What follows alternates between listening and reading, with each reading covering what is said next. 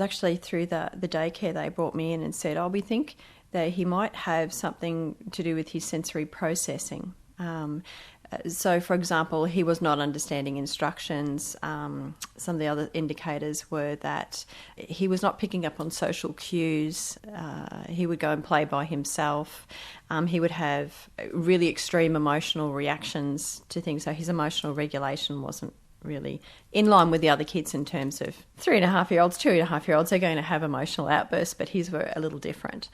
And so it was through the daycare referred us, and we went through to community health, and through the community health process we wound up with a diagnosis when he was nearly 4. Yeah. So it was tough times. Not understanding what autism was at the time, I just lost it. And it was really a really, really dark time, actually. Yeah, and then I found out about some supports, and that made it all the world of difference. So what support have you received from Autism Queensland? So for me, to start off with, I'd heard of the Umbrella Network. And I just remember walking in there and just bawling my eyes out and just like, oh, what do I do? And I don't understand it. And I'd walked into a playgroup of all things with other mums that had kids that were either on the spectrum, had been diagnosed or not diagnosed, as well as other disabilities, because the umbrella covers a range of disabilities. And just hearing that my reactions were completely normal and it was okay and there's nothing that you did, all that sort of stuff just made me feel that it was okay, and that I had other people around me who got it. And they then put me into contact with Autism Queensland. From there I saw Jack absolutely flourish and blossom and grow. And not only Jack, our entire family have changed as a result of working with Autism Queensland. What other programs, Mary, that are offered by Autism Queensland for families like Leanne's? So we offer a variety of programs depending on what the family can do and what the needs are of the kids and where they are in their age as well. So the centre-based groups are run from our centre in Harborne Street in Coongal, and they're for children who are prior to school age. And so the children would attend our programs 2 half days, 1 day or 3 days a week. We have got a full team of professionals, teachers, occupational therapists, speech pathologists, family support, and we work together to be able to provide a program that is holistic in its approach to work with the kids in the group, and then we involve the families in that group as much as possible, as well as us providing support in the home environment so that the skills that we're teaching the kids can transfer from our setting into other settings as well. And then we do transition programs at the end to help them to transition from our program into a mainstream setting or specialist setting, depending on where the child needs to go.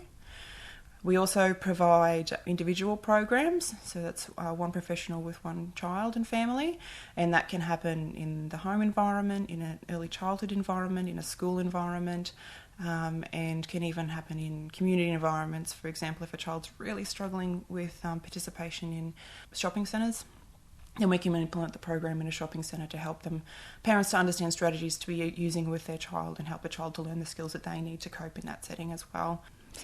What are the difficulties that children with autism can face in daycares and kindies and schools if they don't kind of get the help that they need? There's a lot of different factors that can impact on a child's ability to participate in mainstream settings.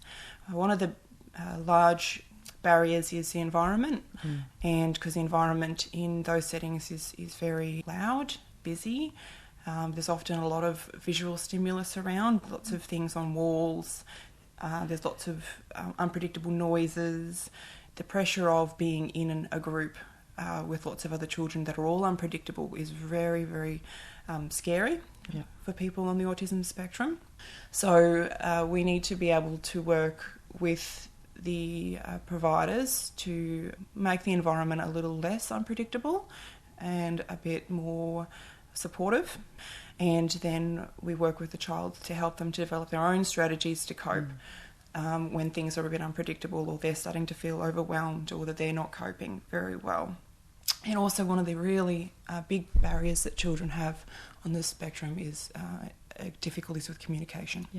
if they are feeling upset or overwhelmed, they aren't able to communicate that to anyone. And if they are trying to communicate it, we often misunderstand that communication as behaviour.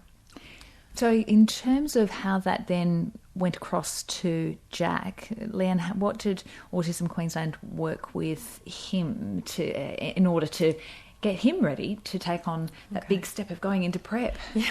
So some of the things that Autism Queensland did was teach the skill of being able to identify feelings within yourself, being able to identify when potentially he was going to make a choice that wasn't going to be a great one. So how are you feeling? Are you feeling sad? And being able to work with him to understand the feelings within his body as well. What does angry feel like? And then thinking about options he could do rather than, I guess, lose it. So, for example, some of the strategies Jack was taught was he can go and remove himself and chill out.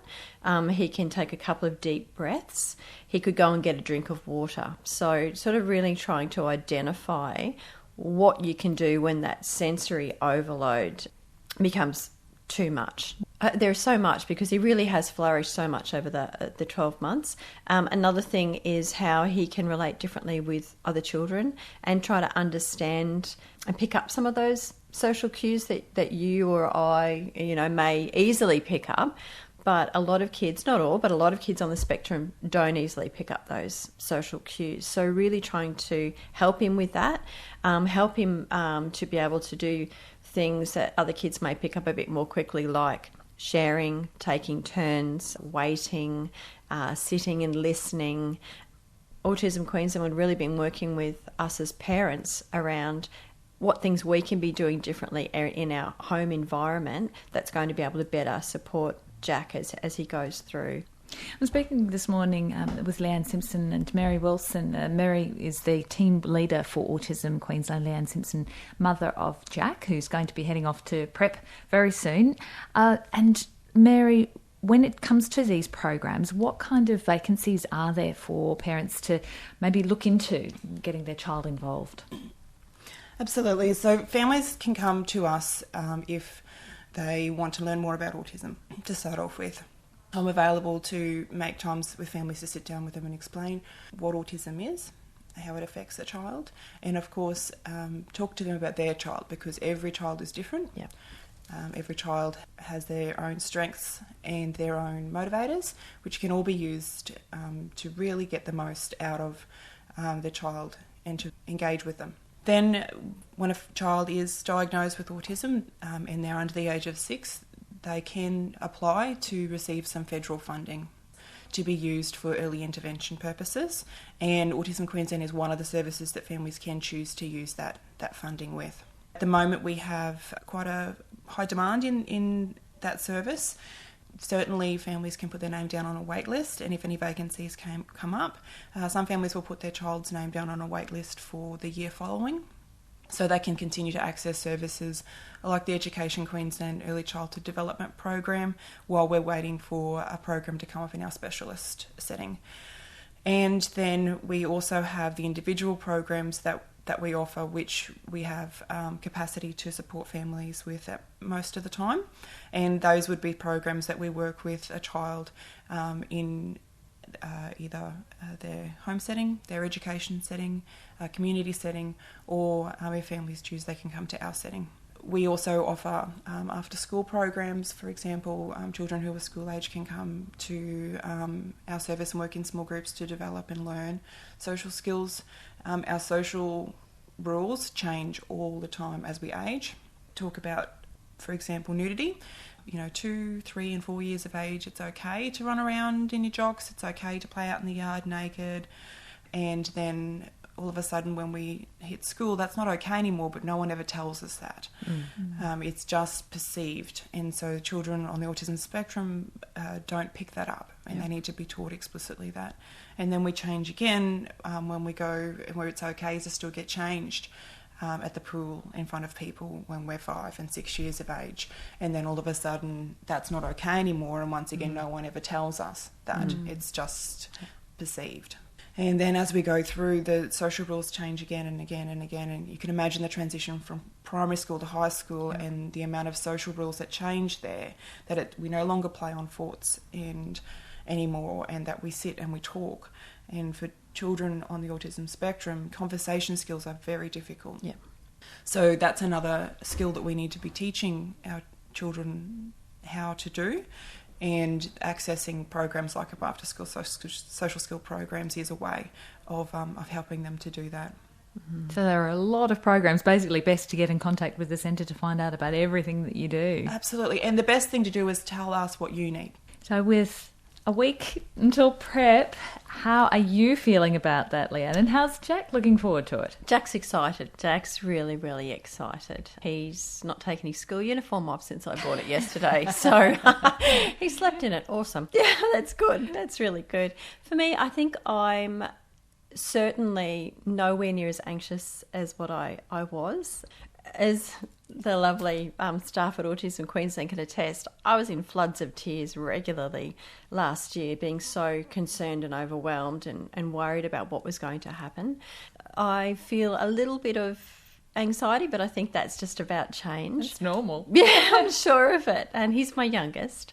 But I feel a lot of hope. I feel empowered as a mum now, after working with the guys at AQ, to be able to help the people around him to focus in on some strategies that are going to actually be able to help him, to be able to speak up when I need to, because I'm now aware of things that I never was before. So, for example, with all of the walking into a classroom and having lots of sensory overload, I'm aware of the potential impact that will, have on Jack, and have already been speaking with teachers, feel empowered enough to be able to speak with the teachers about that prior Jack going into school, and we'll continue to engage with Autism Queensland as well through that transitionary process to get him bedded down. Certainly a very different mum speaking to you today than the mum that would have spoken to you, say, 8 months ago.